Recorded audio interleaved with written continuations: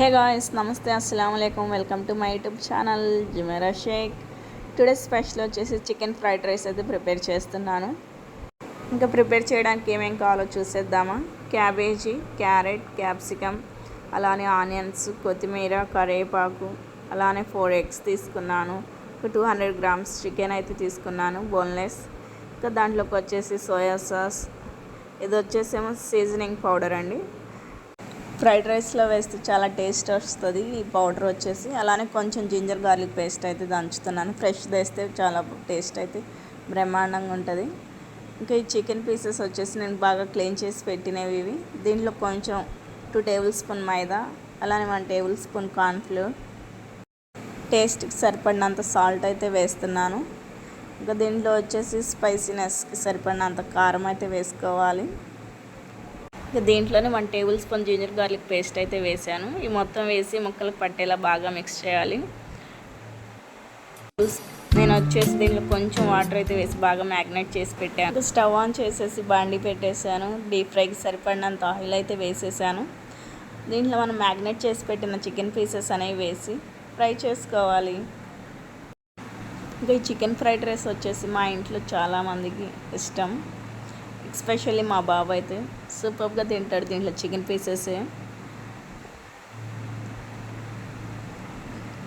ఇంక ఇవి chicken pieces అనేవి ఫ్రై అయిపోయినాయి. ఆయిల్లో నుంచి సపరేట్ చేసేద్దాం. ఇంకా స్టవ్ ఆఫ్ చేసుకోవాలి.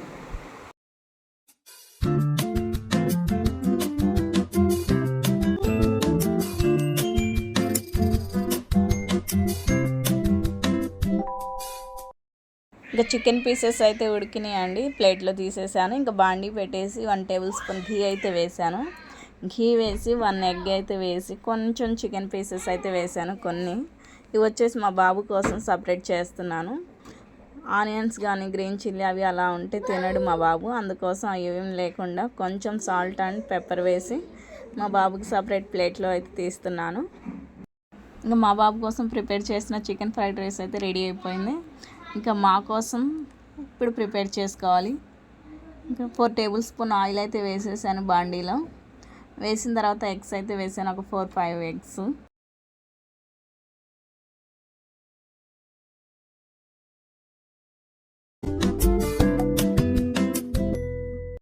ఎగ్స్ ఉడికిన తర్వాత సపరేట్గా ఒక ప్లేట్లో తీసుకోవాలి.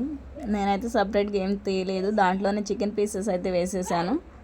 ఇంకా అలా వేసుకున్న తర్వాత మనం కట్ చేసి పెట్టుకున్న onions, green chilli, carrot pieces, అలానే క్యాబేజీ ఇవి మొత్తం ఒకదాని వెంట ఒకటి వేసేసుకోవాలి. కొంచెం కచ్చా పచ్చాగా ఉడికినప్పుడు కొంచెం కొత్తిమీర వేసుకోవాలి. ఇంకా దీంట్లోనే సాల్ట్, అలానే fried rice masala, seasoning powder, ఇంకా కొంచెం కారం మొత్తం వేసేసి కలిపేసుకోవాలి. ఇంకా నెక్స్ట్ వచ్చేసి రైస్ వేస్తున్నాను.